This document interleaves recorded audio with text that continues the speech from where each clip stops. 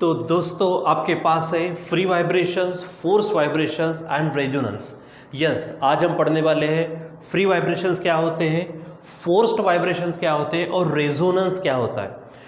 तो बच्चों एक काम करते हैं, एक मान लीजिए मेरे पास ट्यूनिंग फोर्क है। आपने ट्यूनिंग फोर्क को देखा ना, तो ट्यूनिंग फोर्क किस तरह से होता है, इस तरह से। आपको इस तरह से जो इक्विपमेंट मिलता है वो हमारा ट्यूनिंग फोर्क है। तो आप जैसे कि इसको इस तरह से किताबों में देख चुके हो, इस तरह से उसकी फिगर होती है और ये मेरे हाथ में ट्यूनिंग फोर्क भी है। अब बच्चों मैं क्या करता हूँ, इस ट्यूनिंग फोर्क को मैं वाइब्रेट करता हूँ, ठीक है।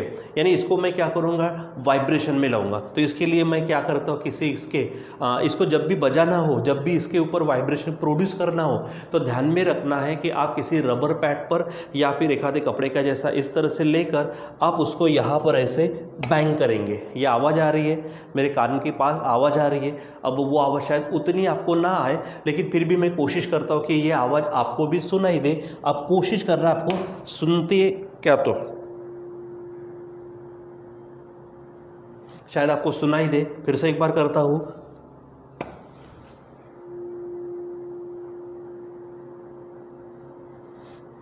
हो सके तो इसके वाइब्रेशंस अगर आपको जानना है, मतलब सुनना है, तो आप क्या कर लीजिएगा, थोड़ा सा हेडफोन लगाकर इसको सुनिएगा, थोड़ा ज़्यादा अच्छा रहेगा। फिर से एक बार आपके लिए काम करता हूं मैं, ये फिर से मैं ट्यूनिंग फोर्क को बजाता हूं, ठीक है। और वो वाइब्रेशंस देखो आप, यस, आप थोड़ा हेडफोन लगाकर आप इसको सुन सकते हो। तो एक्चुअल मैंने क्या किया, ये जो ट्यूनिंग फोर्क है, ये का मान लीजिए कि फ्रीक्वेंसी प्रोड्यूसर है ये। मैं इसको एक साउंड प्रोड्यूसर बोल सकते हैं आप इसको। तो जब भी मैं इसको बैंग करता हूँ तो आपको मालूम हो शायद, ये इसके जो दो आर्म जैसे है, इसे मैं प्रॉन्ग्स कहता हूँ, ठीक है। इसे मैं क्या कहता हूँ, प्रॉन्ग्स। और जहाँ से मैं इसको पकड़ता हूँ इस तरह से, मैं इसे कहता हूँ स्टेम, ठीक है। तो आपको मालूम है ये ट्यूनिंग फोर्क है। ट्यूनिंग फोर्क के ये जो आर्म जैसे जो दिखते हैं, इसे मैं क्या कहूँगा, प्रॉन्ग्स कहूँगा, ठीक है। ये आपको ध्यान में रखना है, ऐसे दो प्रॉन्ग्स होंगे and this is your stem, ठीक है। अब मैंने क्या किया, इस ट्यूनिंग फोर्क को वाइब्रेशन में लाया। उसके लिए क्या करना है, आप सिंपली इस तरह से पकड़िए इसको, किसी रबर पैड पर, किसी सरफेस पे लीजिए, उसको रबर पैड रखिए, उसके ऊपर आप उसके ऊपर बैंग करो तो इसके वाइब्रेशन प्रोड्यूस होंगे जो आप सुन सकेंगे। मैंने आपको कोशिश की कि आपको सुनाने की, अगर आप शायद सुन सके तो अच्छी बात है, नहीं तो फिर थोड़ा भरोसा रखिए मुझ पर, सुनाई देता है ये, ठीक है। फिर उसके बाद में हुआ क्या कि मैंने सिर्फ इसी ट्यूनिंग फोर्क को वाइब्रेशन में लाया, तो इसके जो वाइब्रेशंस है, इनको मैं कहता हूँ फ्री वाइब्रेशंस या फिर नेचुरल वाइब्रेशंस। इसको क्या कहता हूँ मैं, फ्री, या फिर इसी को मैं क्या कह लूँगा, नेचुरल वाइब्रेशंस, ठीक है। वो इसलिए क्योंकि ये नेचुरली प्रोड्यूस हुए, इसके ऊपर कुछ किसी और चीज़ का फोर्स नहीं लगा। सिर्फ हुआ क्या, जैसे कि ये मान लीजिए जो प्रॉन्ग्स है, जब मैंने इसको बैंग करने के पहले ये अपने इक्विलिब्रियम पोजीशन में, जैसे ही मैं बैंग करता हूँ तो होता क्या है, तो यहाँ पर आप देखेंगे ये जो प्रॉन्ग्स है, ये प्रॉन्ग्स यहाँ बाहर की ओर जाते, अंदर की ओर आते, यहाँ पे भी बाहर की ओर जाएंगे, अंदर की ओर, यानी ये क्या फड़फड़ाने लगते हैं, वाइब्रेशंस में आ जाते हैं, ठीक है। तो उनके जो वाइब्रेशंस होते हैं फ्री वाइब्रेशंस कहलाते हैं या फिर नेचुरल वाइब्रेशंस। यानी क्या कहेंगे कि मान लीजिए कि किसी भी बॉडी को मैंने क्या कर लिया, उसके इक्विलिब्रियम पोजिशन से क्या किया, डिस्प्लेस किया, तो उसमें क्या होता है, ठीक है, जो वाइब्रेशंस तैयार होते हैं उन वाइब्रेशंस को क्या कहेंगे हम, फ्री वाइब्रेशंस या फिर नेचुरल वाइब्रेशंस। और उनकी जो भी फ्रीक्वेंसी होंगी, क्योंकि इसकी खुद की फ्रीक्वेंसी तो होती है, तो उस फ्रीक्वेंसी को हम कहते हैं नेचुरल फ्रीक्वेंसी। उस फ्रीक्वेंसी को हम नाम क्या देते हैं, नेचुरल फ्रीक्वेंसी, नेचुरल फ्रीक्वेंसी, ठीक है। सो आपको ध्यान में क्या रखना है कि फ्री वाइब्रेशंस कब होंगे, जब किसी भी बॉडी को आप उसके इक्विलिब्रियम पोजीशन के अराउंड क्या करेंगे, डिस्प्लेस करेंगे, ठीक है, वाइब्रेशन में लाएंगे, ऑसिलेशन में लाएंगे, तो उसके जो वाइब्रेशंस होंगे उन वाइब्रेशंस को हम क्या कहेंगे, फ्री वाइब्रेशन या फिर नेचुरल वाइब्रेशंस। और उसकी जो फ्रीक्वेंसी होगी उसको हम क्या कहेंगे, नेचुरल फ्रीक्वेंसी। जैसे अगर आपको एग्जाम्पल देना है कि फ्री वाइब्रेशन के एग्जाम्पल क्या है, सिंपल आप बता सकते हो, the vibrations along the tuning fork, ठीक है, vibrations of the tuning fork, vibrating tuning fork. या फिर कभी आपने ये काम अपने स्कूल कॉलेज में किया है, कब? जब मान लीजिए, अब ज़रूरी नहीं कि सबने किया, लेकिन बहुत सारे लोग शायद ऐसा करते हैं। मान लीजिए कि एक आधा लेक्चर चल रहा है या फिर नहीं चल रहा है, आप क्या करते हो, थोड़ा सा आपको बोरियत निर्माण है, आपके पास कुछ ब्लेड होती है, ठीक है, वो ब्लेड आप क्या करते हो, जो आपका टेबल होता है, टॉप होता है, ठीक है, तो उस पर आप क्या करते हो, उसको गाड़ देते हो और उसके बाद में आप उसके ऊपर ऐसा कान लगाकर उस ब्लेड को बेंड करते हो और छोड़ देते हो, तो वो जो ब्लेड फड़फड़ाती है वही वाइब्रेशंस हमारे नेचुरल वाइब्रेशंस है, ठीक है। उस ब्लेड के वाइब्रेशंस क्या है? नेचुरल वाइब्रेशंस, ठीक है। लेकिन अगर आप देखते हो, आप ये अपना कान लगा दीजिए उस टेबल के टॉप को, ठीक है, तो आपको टेबल के टॉप में से इस तरह से आवाज़ आएगी, मतलब आपको ब्लेड के वाइब्रेशंस दिख तो रहे हैं, उसमें से भी शायद आपको सुनाई दे, लेकिन आप अगर टेबल के टॉप को अगर कान लगाते हो तो आपको टेबल के टॉप में से आवाज़ आती है, ऐसा लगता है कि टेबल टॉप क्या करने लगा है, वाइब्रेट करने लगा है। लेकिन असल में वाइब्रेशन किसके हो रहे हैं यहाँ पर? असल में वाइब्रेशंस हो रहे हैं हमारे ब्लेड के, ठीक है, जो ब्लेड होती है उसके वाइब्रेशन। लेकिन उसके वाइब्रेशन किसको मिल रहे हैं? टेबल टॉप को मिल रहे हैं। तो टेबल टॉप भी क्या हो रहा है? वाइब्रेट हो रहा है। तो टेबल टॉप के जो वाइब्रेशंस होंगे बच्चों, उन वाइब्रेशंस को हम कहते हैं फोर्स्ड वाइब्रेशंस।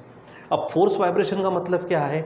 यहाँ पर सबसे मेन चीज़ क्या है? जो ब्लेड है वो क्या कर रही है? वाइब्रेट कर रही है, और वो बार बार आगे पीछे हो रही है, यानी पीरियोडिक है, और वो अपने वाइब्रेशंस किसको दे रही है? टेबल टॉप को। मतलब एक तरह से टेबल टॉप को पीरियोडिक फोर्स अप्लाई हो रहा है टेबल टॉप पर। जब किसी पर पीरियोडिक फोर्स अप्लाई किया जाता किसी बॉडी पर, तो उस बॉडी के जो वाइब्रेशंस होते हैं उसके वाइब्रेशंस को हम कहते हैं फोर्स वाइब्रेशन। जैसे मैं एग्जांपल यहाँ पे फिर से लूँगा। अभी देखो, मैं यहाँ पर ये वाइब्रेशंस किए, इसके आवाज़ जो भी आएंगे आपके, इसके वाइब्रेशंस को नेचुरल वाइब्रेशन। लेकिन आप थोड़ा इसको भी सुनना ज़रा सा। देखो मैं वाइब्रेशंस क्या करता हूँ, मैंने वाइब्रेशन में लाया और मैं इसको टच करता हूँ, फिर से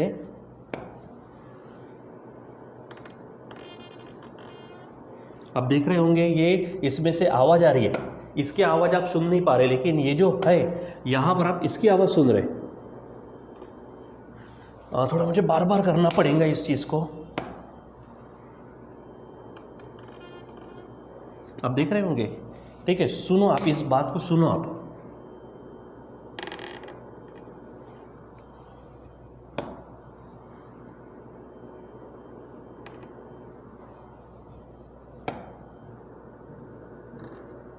देखो आप, बार बार मैं इसको बजाता हूँ यहाँ पर, ठीक है,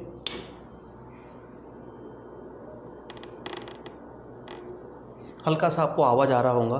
तो यहाँ पर क्या हो रहा है कि ये जो बोर्ड है, ये बोर्ड आवाज़ कर रहा है, लेकिन असल पे मैंने बोर्ड को वाइब्रेशन में नहीं लाया था। मैंने क्या किया था, ये जो ट्यूनिंग फोर्क है, इस ट्यूनिंग फोर्क को वाइब्रेशन में लाया। अब इसके प्रॉन्ग्स पीरियोडिकली बार बार आगे पीछे हो रहे, और वो एक तरह से इसके ऊपर क्या कर रहे, फोर्स अप्लाई कर रहे।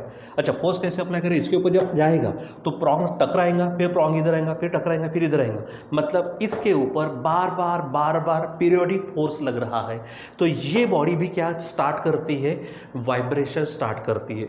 तो इसके वाइब्रेशन को क्या कहेंगे हम? Force vibration. लेकिन इसमें थोड़ी कंडीशन है, क्योंकि हर बॉडी की अपनी खुद की नेचुरल फ्रीक्वेंसी होती है। जैसे मैं इसको बैंग करूंगा तो इसके जो भी वाइब्रेशंस होंगे वो वाइब्रेशन फिक्स्ड होंगे। जैसे यहाँ पर कभी कभी लिखा भी रहता है, यहाँ पे जैसे लिखा है, मुझे कुछ थोड़ा बारीक इसमें नज़र आ रहा, कुछ 320 करके लिखा है। आप यहाँ पर देखो, मैं आपको बताता हूँ, 320 करके आपको दिख रहा होगा। मतलब इसकी जो फ्रिक्वेंसी है वो फ्रिक्वेंसी 320 है, नेचुरल फ्रिक्वेंसी। वैसे ही इसकी भी तो कुछ ना कुछ होंगी। अगर इसको मैंने नेचुरली क्या किया होता, वाइब्रेशन में लाया होता, तो इसके खुद के जो वाइब्रेशंस है वो नेचुरल। लेकिन अभी क्या हो रहा है, ये अपने वाइब्रेशंस इसको दे रहा है, तो इसके वाइब्रेशन क्या बनेंगे? Forced vibration. बस थोड़ी कंडीशन आपको ध्यान में रखना है। कौन सी? कि इसके जैसे क्या है, नेचुरल वाइब्रेशन, नेचुरल फ्रीक्वेंसी, इसकी नेचुरल फ्रीक्वेंसी भी होगी, उसी प्रकार इसकी भी क्या होगी? नेचुरल फ्रीक्वेंसी होगी। लेकिन मैंने जो कहा, कंडीशन कौन सी है कि अब मैं इसको वाइब्रेशन में ला रहा हूं और ये क्या कर रहा हूं, मैं इसके ऊपर डाल रहा हूं, मतलब ये भी वाइब्रेशन में आ रहा।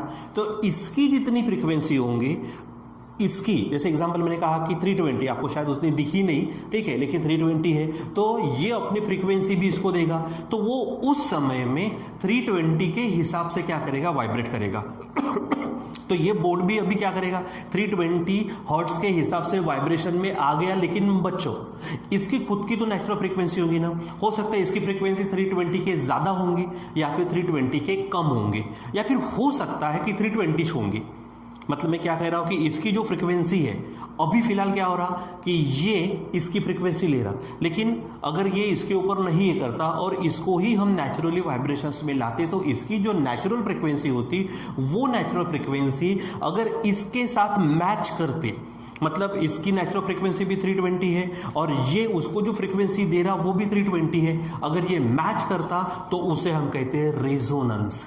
ठीक है, लेकिन अगर ये डिफरेंट है, यानी डिफरेंट यानी क्या, the natural frequency of this board is different then the frequency of external periodic force. ये क्या हो गया, एक्सटर्नल हो गया, एक्सटर्नल पीरियोडिक फोर्स, यानी ये ट्यूनिंग फोर्क की फ्रीक्वेंसी अलग और इसकी नेचुरल फ्रीक्वेंसी अलग। ये भले ही अपनी फ्रीक्वेंसी इसको देगा लेकिन इसके नेचुरल फ्रीक्वेंसी से मैच नहीं करती तो वो कहलाएगा फोर्स्ड वाइब्रेशंस, और अगर वो मैच करती है तो उसे कहेंगे हम रेजोनेंस। उसे क्या कहेंगे हम, रेजोनेंस कहेंगे। ठीक है, तो देखो क्या कहा मैंने, फ्री वाइब्रेशंस यानी नेचुरल वाइब्रेशंस। सिंपल एग्जांपल देने के लिए the vibrations of tuning fork, the vibrations of tuning fork. अगर फोर्स वाइब्रेशन की बात करते हैं, the vibration of the top, table top या फिर ये बोर्ड ले लो, ठीक है, due to external periodic force with different frequencies, यानी क्या बोलेंगे, the natural frequency of board is different than the frequency of tuning fork means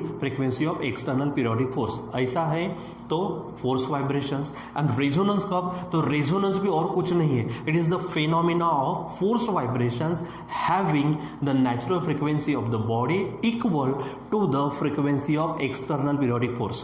ठीक है, जैसे एग्जाम्पल मान लीजिए कि हम फ्यूचर में, मतलब नेक्स्ट टाइम में जो पढ़ने वाले हैं, जैसे हम वाइब्रेशंस अलोंग दी पाइप पढ़ने वाले हैं, उसमें भी एक रेजोनेंस ट्यूब होता है। तो रेजोनेंस ट्यूब एक्सपेरिमेंट के लिए, ठीक है, जो पाइप वगैरह यूज़ करते हैं हम उसमें, तो जब जैसे कि मैं इसी से आपको एग्जांपल बताता हूँ कि मेरे पास मान लीजिए क्या है कि ये एक पाइप है, समझो ये मेरे पास क्या है, एक पाइप है। ठीक है, अभी ये पाइप का जो फॉर्म है कैसा है, ये इधर से पैक है, आप देख रहे हो, यानी इस पाइप को मैं कहता हूँ पाइप क्लोज एट 1 इंच। देखो इधर से ओपन है, इधर से खुला, इधर से बंद है। ठीक है, सो इसको कहूँगा मैं पाइप क्लोज एट 1 इंच। आपके घर में भी ऐसा पाइप होता है, जब हम, यानी बहुत पुरानी बात है, शायद आपके घर में है क्या तो मालूम नहीं, लेकिन जब हम घर में चूल्हा जलाते हैं लकड़ी का, ठीक है, तो हम क्या करते हैं, हमारे घर में फूकनी होती है, क्या होती है, फूकनी। तो पाइप से ऐसे फूकते हैं ना वो जलाने के लिए, तो वो दोनों तरफ से क्या रहता है, ओपन। तो ऐसे दोनों पाइप हम पढ़ने वाले हैं, तो pipe open at both ends, और ये अभी है फिलहाल पाइप क्लोज एट 1 एंड। अब इसके अंदर कुछ नहीं है, अब कुछ नहीं मतलब इसके अंदर क्या होगा, यस इसके अंदर होगा एयर। तो जैसे देखो एयर या फिर बात करते लिक्विड की, तो उसका शेप अगर विचार करते तो एयर का हम शेप नहीं लेते, लिक्विड का भी हम शेप नहीं लेते, क्योंकि लिक्विड का शेप क्या होता है, जिस कंटेनर में आप उसको भर दो। तो अगर मान लीजिए कि उसमें लिक्विड होता तो हम उसको लिक्विड कॉलम कहते हैं। अगर मैं इसमें गिट्टी रेत का अगर मसाला भरता तो मैं इसको कंक्रीट का कॉलम कहता। अब इसमें ना तो कंक्रीट है ना तो इसमें लिक्विड है, इसमें कुछ नहीं है, मतलब एयर है, इसलिए इसके अंदर जो भी होगा पैक उसको मैं एयर कॉलम कहूँगा। यानी जो हम बाद में पढ़ने वाले vibrations of the air column inside the pipe close eight 1 and बोलो और ओपन एट बोथ एंड्स। ठीक है, अब बोलेंगे इसमें वाइब्रेशंस कैसे होंगे, तो देखो मैं अभी क्या करता, वाइब्रेशन प्रोड्यूस करता, या तो मैं ये ट्यूनिंग फोर्क के हिसाब से कर दिखाता हूँ, लेकिन शायद उतना आपको सुनाई ना दे, लेकिन देते तो अच्छी बात है, नहीं देंगे तो उससे अच्छा एक काम करता, आपको सुनाई देना चाहिए, इसलिए मैं मेरे मुंह से वाइब्रेशंस प्रोड्यूस करता हूँ। अब जब मैं वाइब्रेशंस प्रोड्यूस करूँगा तो that will be the longitudinal waves. ठीक है, और मैं ये इसके ऊपर ये करता हूँ, देखो वाइब्रेशंस कर रहा हूँ लेकिन आपको उतना मज़ा नहीं आ रहा, लेकिन यहाँ पे देखो वही आवाज़ आ रही है ना, तो मैंने क्या किया, वही किया, बस इसके ऊपर पकड़ा तो आपको मैक्सिमम साउंड सुनाई दिया। तो हुआ क्या है, जो मैंने साउंड प्रोड्यूस किया, वाइब्रेशन प्रोड्यूस किए, लॉन्गिट्यूडनल वेव्स प्रोड्यूस किए, ये मैंने ओवर दिस पाइप पकड़ा, यानी ओवर दी एयर कॉलम पकड़ा। तो हुआ क्या कि मेरे वाइब्रेशंस यहाँ पे जो इसके अंदर में एयर है उसको मिले, तो वो एयर भी क्या होने लगी है, यहाँ पर वाइब्रेशंस में आ गई। ठीक है।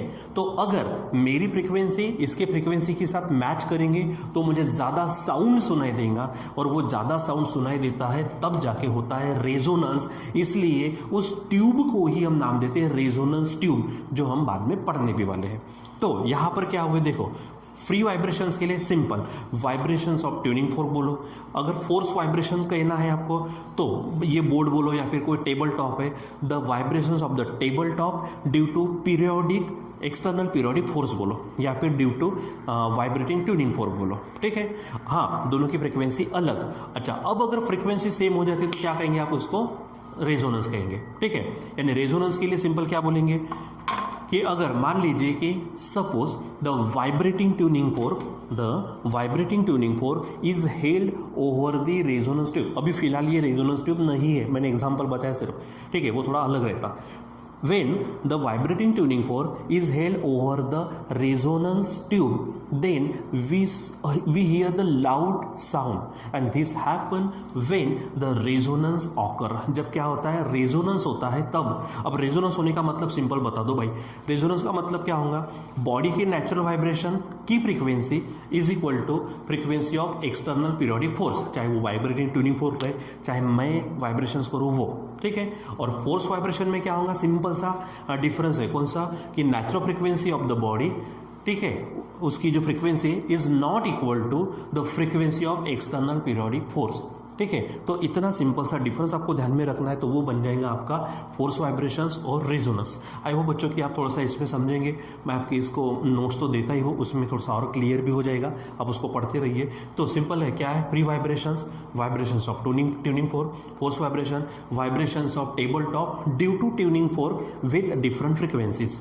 ठीक है, फिर रेजोनेंस किसे कहेंगे, the vibrations of air column due to vibrating tuning fork with same frequency.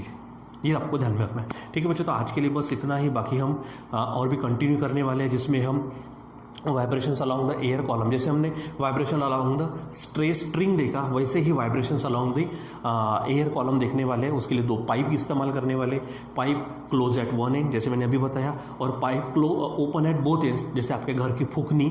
ठीक है, और रेजोनेंस ट्यूब एक्सपेरिमेंट वगैरह हम देखने वाले। ठीक है बच्चों, टिल देन बाय।